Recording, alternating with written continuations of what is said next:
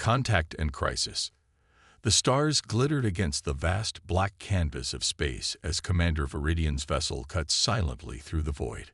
The sleek craft, adorned with the elegant spiral insignia of the Zephyrian Defense Corps, slowed as it approached the abandoned research station orbiting the gas giant Nilara IV. Scans complete, Commander. Life support systems still operational. No life signs detected, reported Officer Felix, her four-fingered hands dancing across the holographic interface. Viridian nodded, his translucent green skin reflecting the soft glow of the command console. Prepare the expedition team. I want us in and out in 60 cycles. For over 2,000 rotations, this station had remained dormant, one of many observation posts established during what Zephyrian historians called the Great Vigilance. Most modern Zephyrians dismissed the Vigilance as paranoid mythology, a time when their ancestors built defenses against what they now considered nothing but ancient superstition. Humans. The word itself had become almost comical among younger generations, imaginary monsters used to frighten disobedient children. But Viridian had seen the energy signatures. Something had activated systems on this dead station, and the High Council demanded answers. The boarding team consisted of 6 security officers and Science Officer Alara, the only one who seemed genuinely excited about this mission. Remember, Viridian cautioned as the airlock cycled, we locate the source of the signal, document everything, and depart. Touch nothing without authorization. The station was cold and silent, their footsteps echoing through dust-covered corridors. Most compartments were empty, stripped by scavengers over the centuries. This way, Alara said, following readings on her scanner. The signal originates from the central observatory. They passed through hallways marked with strange symbols. Ancient Zephyrian script intermingled with patterns no one recognized. According to myth, humans used such markings to define territory before they attacked. The observatory doors were sealed shut. It took their engineer nearly 20 cycles to bypass the ancient security protocols. When the doors finally slid open, Viridian ordered everyone to wait while he entered first. His light revealed a circular chamber. In the center stood a pedestal, and upon it, a small device pulsing with a faint amber glow. Alara, he called, analyze this. The science officer hurried in, her eyes widening as she scanned the device. It's authentic, she whispered.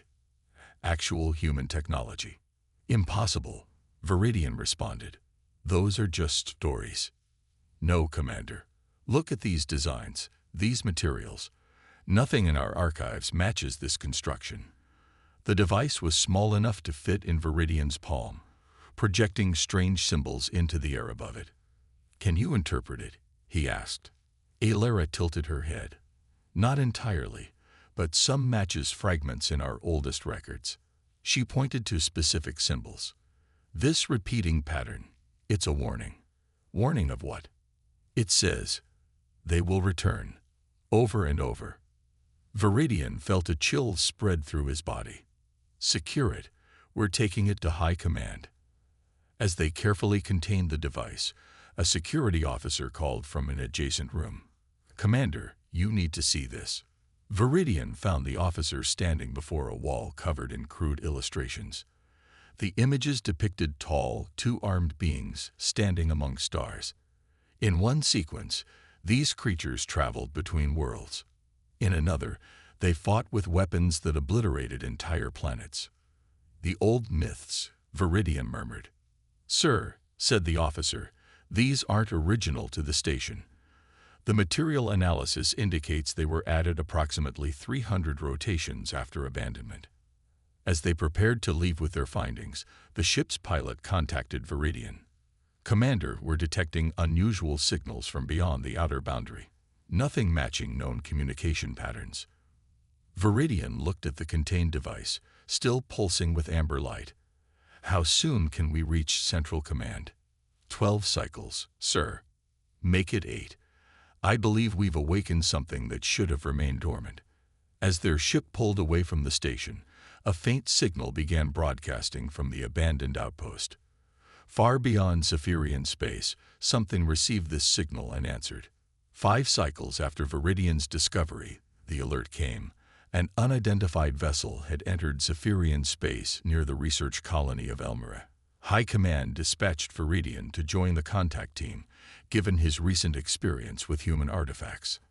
"I don't like this," Viridian said as his ship approached Elmira's orbital station. "Why here, of all places?" Alara, who had insisted on accompanying the mission, checked her instruments. "The signal matches what we found at the observation post." "It's them, Commander." Elmira's communications hub reported that the unknown ship had established orbit and was broadcasting a simple message in multiple formats. Impossibly, one format matched ancient Zephyrian language patterns. When they arrived, Viridian observed the visitor ship through the viewport. It was sleek and angular, with odd geometries that made his eyes struggle to focus. Not large, perhaps room for 20 crew members at most. "They're requesting permission to send representatives aboard," said the communications officer. Viridian took a deep breath. "Grant permission. Security teams in position." The visitors came through the main airlock. Viridian felt his pulse quicken when he saw them. 2 arms, 2 legs, just as depicted in the ancient illustrations. They stood slightly taller than the average Zephyrian, with flat faces and varied skin tones. "Humans," whispered Alara beside him.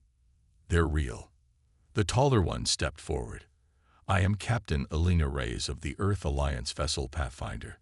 This is my diplomatic officer, Dr. Marcus Chen. We come in peace and friendship." Their translation devices worked remarkably well, converting their strange sounds into perfect Zephyrian. Viridian noted how Chen's eyes widened when he heard them speak. "I am Commander Viridian of the Zephyrian Defense Corps. Why have you entered our territory uninvited?" Reyes smiled, showing flat white teeth. "We've been exploring this sector, re-establishing contact with civilizations. We didn't realize this was claimed space until we detected your colony." Chen stepped forward. "You speak as if you were expecting us." Alara couldn't contain herself. "Our ancestors knew of humans. There are stories, warnings about your kind." The 2 humans exchanged glances. "Warnings?" asked Reyes. "That's unexpected. We haven't been to this sector in thousands of years." "So you admit you've been here before," said Viridian, his hand moving closer to his weapon. Chen raised her hands in a calming gesture. "Commander, I believe there's been a misunderstanding. May we speak privately? I think we can explain." The meeting moved to a conference room. Reyes explained that humans were part of a coalition of species called the Earth Alliance. They had spent centuries exploring and building peaceful relationships. "But our records speak of humans as conquerors," said Alara. "Beings who destroyed worlds." Chen's expression grew solemn. "Your records might refer to the Nexus conflict, a dark period in our history. But that was long ago, and those responsible were defeated." Viridian studied them carefully. "You expect us to believe humans are now peaceful explorers. We understand your skepticism," said Reyes. "That's why I'd like to invite a delegation of your people to meet our Alliance representatives. See for yourselves who we are now." As they spoke, a message arrived from High Command. Admiral Zenith, the military leader, was mobilizing the fleet. The ancient warnings had been taken seriously. "It seems some of my people are less willing to talk," said Viridian grimly. Reyes looked troubled. "Commander, I assure you we mean no harm. But there are things you should know about your ancestors, about ours, and about threats that might still exist in the darkness between stars." "What threats?" asked Alara. Before Reyes could answer, alarms blared. The colony's long-range sensors had detected multiple ships approaching from deep space. "Your alliance?" asked Viridian suspiciously. The color drained from Reyes's face as she studied the sensor readings. "No," she said quietly. "Those aren't our ships. And if they're what I fear, then your ancient warnings weren't about us at all." The diplomatic vessel from the Earth Alliance arrived 2 cycles later. By then, the approaching ships had vanished from sensors, leaving everyone on edge.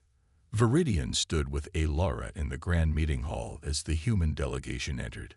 Leading them was a distinguished person who introduced himself as Ambassador Cato. "Thank you for agreeing to this meeting," he said. "Captain Reyes tells me you have historical concerns about humans." Admiral Zenith, who had insisted on attending, interrupted before Viridian could speak. "Your kind devastated worlds according to our oldest records. Why should we trust you now?" Ambassador Cato nodded gravely. "Your records are not wrong, Admiral, but they tell only part of a complex story. May I show you something?" With permission granted, Cato activated a device that projected a three-dimensional star map. "This was our galaxy 4,000 years ago," he explained. Red dots appeared, spreading like an infection across one sector of the map. "The Void Collective," he continued, "a faction that broke away from the original human worlds. They believed themselves superior to all life. They conquered dozens of systems, including some in your sector." He touched the display, and blue dots appeared, pushing back against the red. "But they were opposed by other humans, and by many alien species, including yours." Alara gasped. "The Zephyrians fought alongside humans." "Your ancestors were crucial allies in the war against the Collective," said Cato. "Together, we pushed them back to the edge of the galaxy and finally defeated them. Or so we thought." Viridian studied the map closely. "Our historical records don't mention this alliance. Much was lost in the aftermath," Cato explained. "The war devastated many worlds. Some civilizations, like yours, rebuilt but lost parts of their history. All that remained were warnings about human aggression, without the context that not all humans were your enemies." Admiral Zenith looked unconvinced. "A convenient story. You could have fabricated all of this." Ray stepped forward. "We expected skepticism. That's why we brought this." She handed Alara a small device similar to the one they had found at the abandoned outpost. When activated, it displayed symbols identical to those they had discovered. "This is a Zephyrian battle record from the final confrontation with the Collective," said Cato. "Your ancestors left these warning beacons throughout former Collective territory. They activate when they detect certain energy signatures, like those of Collective ships." Viridian felt a chill. "The ships we detected." Cato's face darkened. "We believe the Void Collective wasn't entirely destroyed. Some may have fled beyond the galaxy's edge. If they've returned, we all face a serious threat." As they spoke, a junior officer rushed into the room. "Admiral, Commander, we've lost contact with the Thera colony. All communications went silent half a cycle ago." Thera was the farthest Zephyrian outpost, near where the mysterious ships had been detected. Zenith immediately ordered a scout ship to investigate. "Let us help," offered Reyes. "Our ships are faster and have better sensors." Zenith hesitated, then nodded reluctantly. "One of your ships may accompany our scouts." While they waited for news, Cato shared more history with Viridian and Alara. The ancient humans of the Void Collective had twisted their bodies with technology, extending their lives and enhancing their abilities. They viewed other species as resources to be used or obstacles to be removed. "The alliance was formed in the aftermath of that war," he explained. "A promise that such horrors would never happen again. We've spent centuries trying to heal the wounds the Collective left across the stars." 6 cycles later, the scout ships returned with grim news. Thera colony had been destroyed. The settlement lay in ruins, and all colonists were missing. Not dead, but taken. The sensor logs showed massive ships unlike anything in Zephyrian or Alliance records, but Cato recognized them from historical archives. "Collective harvesters," he whispered. "They're back." Admiral Zenith, his earlier suspicion now focused on a real enemy, turned to Viridian. "Commander, prepare all defense forces. As of this moment, we are at war." Viridian looked at Reyes and Cato. "It seems our peoples will fight together once again." Cato nodded grimly. "History repeats itself. But this time, We remember who our true allies are. Alliance and victory. The war room buzzed with activity as Zephyrian officers and Alliance representatives gathered around the central display. 3 more colonies had gone silent in the 2 cycles since Thera's destruction. The Void Collective moved swiftly, their massive ships appearing and disappearing before defenses could be mobilized. Their technology has advanced, said Reyes, studying the sensor readings. They're using some kind of improved phase drive that leaves almost no trace. Viridian pointed to the star map. They're following a pattern, moving inward along the spiral arm. If they continue, they'll reach our core worlds in less than 10 cycles. Admiral Zenith stormed into the room, his face tight with anger. Our long-range patrols found this, he said, transferring data to the main display. The screen showed a small Alliance ship docked with what was clearly a collective vessel. Explain this, Zenith demanded, looking directly at Kaito. That's impossible, said the ambassador, studying the image. It was recorded yesterday near the vortex system, interrupted Zenith. Your people claim to be enemies of the collective, yet here you are meeting with them. The room fell silent. Viridian looked at Reyes, searching for any sign of deception. The human captain seemed genuinely shocked. Admiral, said Reyes carefully, I swear we knew nothing about this. That ship doesn't match any registered Alliance vessel. Kato's face darkened. They're known for illegal salvage operations. But this is treason. Zenith wasn't satisfied. Or perhaps this is all part of your plan. Distract us with talks of alliance while your business partners scout our defenses. Before anyone could respond, a communications officer burst in. Admiral, we're receiving a transmission from the collective fleet. The main screen flickered to life. The being that appeared looked almost human, but wrong in subtle ways. Its skin had a metallic sheen, and its eyes glowed with an unnatural purple light. People of Zephyrian space, it said, its voice eerily melodic.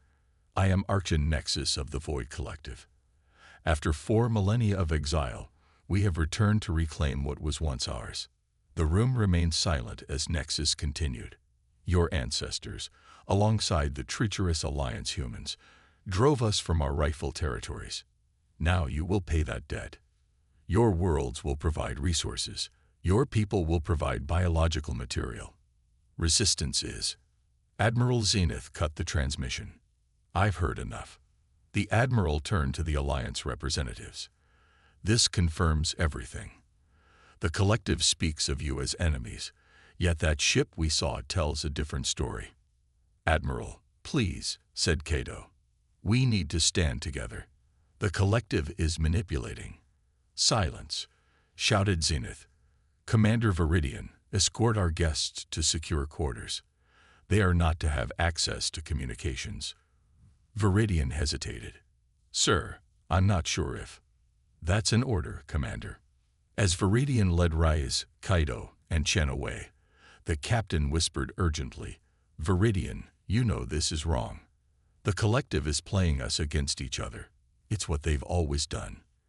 I'll do what I can, Viridian replied quietly, but my hands are tied. Later that night, Alara found Viridian in his quarters reviewing ancient records. Commander, I've been studying the artifact from the outpost, she said breathlessly. There's something hidden in its coding, a message meant specifically for us for now. She activated the device. New symbols appeared, different from before. It's a warning, she explained, but not about humans in general. It specifically mentions the collective's tactics. They will turn allies against each other. Trust those who stand with you in battle, not those who whisper from the shadows. Viridian considered this. Zenith received intelligence about the Alliance ship from an anonymous source. What if? A sudden explosion rocked the station. Alarms blared as the lights flickered. We're under attack, shouted someone in the corridor. Viridian rushed to the command center with Alara close behind. The main display showed chaos. Collective ships had somehow appeared inside Zephyrian defense lines without detection. Admiral Zenith was already there, barking orders. How did they get past our sensors? They didn't, said one officer. They were already here. Something disabled our internal defenses from within. Viridian's communicator beeped. It was Reyes, somehow free from confinement.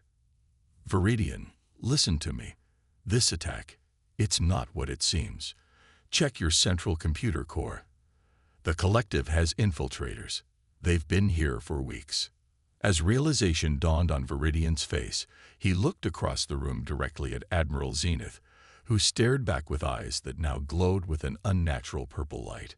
Chaos erupted in the command center as Viridian shouted, "The Admiral is compromised." Security officers hesitated, confused by the accusation against their highest commander. In that moment of uncertainty, Zenith moved with inhuman speed, grabbing a weapon and firing at the main control panel.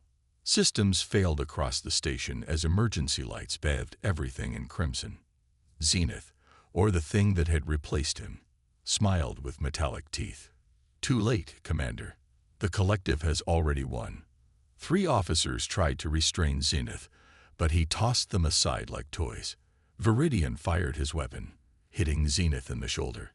Instead of blood, silvery liquid oozed from the wound. "Infiltrator tech," gasped Alara. "They've replaced him with a replica." The false Zenith laughed. "Not replaced, improved. Admiral Zenith serves us now, along with dozens of your other leaders." The station rocked with another explosion. Through the viewport, Viridian saw collective ships moving into position around the defense platform. "We need to get to the Alliance representatives," Viridian told Alara as they retreated from the command center. "They might be our only chance." They found Reyes and the others already free, fighting alongside loyal Zephyrians against security forces whose eyes glowed with the same purple light as Zenith's. "The collective has infiltrated your military," Reyes shouted over the sound of weapons fire. "They've been replacing key personnel for weeks." "Not replacing," Viridian corrected. "Enhancing. Somehow controlling them." Cato nodded grimly. "Neural parasites. They used the same tactics in the ancient war. They fought their way to the communication center." Chen quickly bypassed security protocols and sent an emergency signal to the Alliance fleet. "Help is coming," she assured them, "but it will take time." "Time we don't have," said Viridian, looking at the tactical display. Collective ships were surrounding the Zephyrian homeworld. Their main fleet was still cycles away from the core worlds, but somehow they had agents already in place throughout the system. "We need to warn the other command centers," said Viridian. "They won't believe us," countered Alara. "Not if their generals have been compromised too." Ray studied the station schematics. "There's another way. This station controls the emergency broadcast network. If we can access it, we can send a message to all Zephyrian ships in colony simultaneously." "With proof," added Chen, holding up a small device. "This scanner can detect collective neural technology. We can broadcast the signature so others can identify infiltrators." They fought their way through the station, facing both collective infiltrators and confused Zephyrians who believed they were traitors. When they finally reached the broadcast center, Alara worked frantically to prepare the system while the others held off attacks. "Ready," she finally said. "What do we say?" Viridian stepped up to the transmitter. "Attention all Zephyrian forces. This is Commander Viridian. Our leadership has been compromised by collective neural technology. Admiral Zenith and others have been turned against us. The Earth Alliance is not our enemy. They are our allies, as they were 4,000 years ago." He explained how to detect infiltrators and urged all forces to prepare for the coming invasion. As he finished, the doors to the broadcast center blew open. The false Zenith stood there with a dozen controlled Zephyrians. "A brave effort," he said, "but futile." Ray stepped forward. "Is it? Look." Through the viewport, they could see new ships arriving. Alliance vessels dropping out of phase space. Dozens at first, then hundreds. "Impossible," snarled Zenith. "Your nearest fleet was cycles away." "That wasn't our nearest fleet," said Kaito with a smile. "That was just what we wanted you to believe." The station rocked as Alliance ships engaged the collective vessels. Rice turned to Viridian. "Your message got through. Look." The tactical display showed Zephyrian ships changing course, moving to join the Alliance forces rather than firing on them. Zenith screamed in rage and lunged at Viridian. They crashed through equipment, grappling fiercely. The enhanced admiral was incredibly strong, but Viridian fought with the determination of someone defending their home. "Your kind destroyed us once," hissed Zenith. "Never again." "Not just humans," said Viridian, reaching for a fallen weapon. "Humans and Zephyrians together." He fired point-blank into Zenith's chest. The admiral collapsed, his enhanced systems failing. As the battle raged outside, Viridian and Rice stood side by side, watching their combined forces push back the initial collective assault. "This is just the beginning," said Reyes soberly. "Their main fleet is still coming." "Then we'll be ready," replied Viridian. Together. 7 cycles after the battle at the defense station, the combined Zephyrian and Alliance forces prepared for the arrival of the main collective fleet. Ships from both civilizations formed defensive lines around the Zephyrian homeworld. Engineers worked frantically to adapt Alliance shield technology to Zephyrian vessels. Viridian stood on the bridge of the Alliance flagship Dauntless, now serving as the command center for their joint operations. Admiral Takeda, the Alliance fleet commander, had arrived with reinforcements and now studied the tactical display with Viridian. "Their fleet will arrive within 3 cycles," said Takeda, a veteran with obsidian eyes that had seen too many battles. "We've evacuated as many civilians as possible, but there wasn't enough time to clear all the outer settlements." Viridian nodded grimly. "My people are fighters. Those who couldn't evacuate have armed themselves. They'll resist until we can reach them." Alara burst onto the bridge, excitement breaking through her exhaustion. "Commander, Admiral, we've done it." She activated a small device that projected technical specifications. Using the ancient countermeasures from the artifacts combined with Alliance technology, we've created a disruption field that should interfere with collective neural control systems. "Should?" asked Takeda. "It worked on the captured infiltrators," said Alara. "But we don't know if it will affect their ships or larger weapons." Rise joined them, fresh from leading a rescue mission to an outlying colony. "It's the best chance we have. Their numbers are greater than ours. If we can disrupt their coordination, we might stand a chance." Tactical officers reported that the collective fleet had entered the system, moving with frightening precision toward the Zephyrian homeworld. Leading them was a massive vessel unlike anything seen before, a World Eater-class ship capable of destroying entire planets. "They mean to make an example of us," said Viridian quietly. As the enemy approached, Admiral Takeda received an urgent communication from Alliance headquarters. His expression changed as he listened, first to surprise, then to grim satisfaction. "It's time," he said after closing the channel. "Viridian, there's something you should know." The viewport changed to show empty space behind their defensive line. Suddenly, the void erupted with flashes of light as hundreds of ships appeared. Then thousands. "I don't understand," said Viridian, staring at the massive reinforcements. "These aren't just human vessels," explained Takeda. "These are Arcturian, Syrian, Proximant ships, every species in the Alliance. We're called an Alliance for a reason, Commander. We are many peoples united." The communication system chirped with incoming transmissions as captains from dozens of species reported in, ready for battle. Viridian was speechless as he watched representatives of civilizations he had never encountered pledge their support to defend his home world. "In the ancient war," explained Takeda, "humanity learned the hardest possible lesson, that no species can stand alone against the darkness. The Alliance isn't just a coalition of convenience. It's our promise to each other that no civilization will ever face extinction alone again." The collective fleet approached, their formation perfect and deadly. The World Eater moved to the center, preparing its main weapon. Arch and Nexus transmitted one final message: Surrender your world, or watch it burn. Admiral Takeda looked to Viridian, who nodded firmly. Together, they gave the order. All ships, engage. The space between the fleets erupted in weapons fire. Alliance and Zephyrian ships moved in coordinated patterns, focusing fire on key collective vessels. Alara's disruption field was activated, spreading outward from the ally ships. The effect was immediate.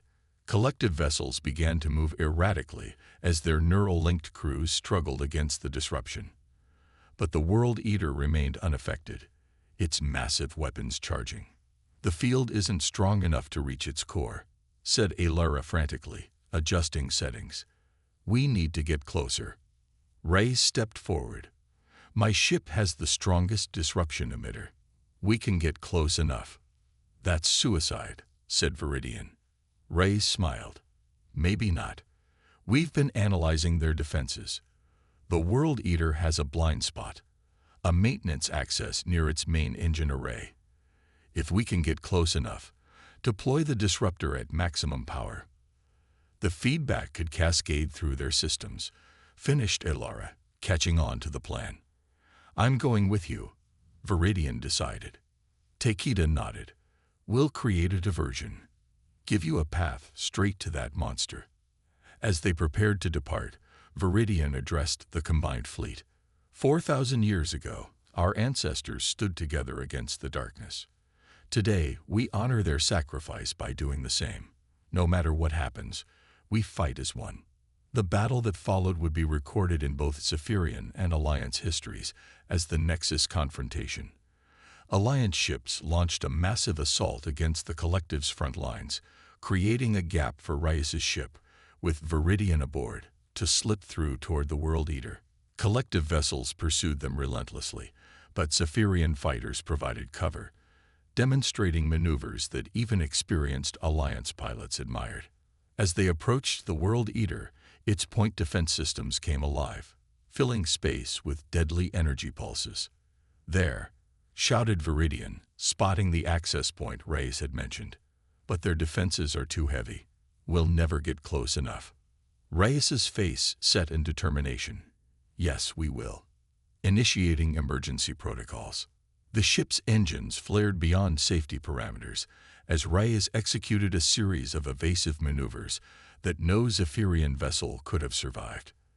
They spiraled through the defensive fire, taking hits but pressing forward.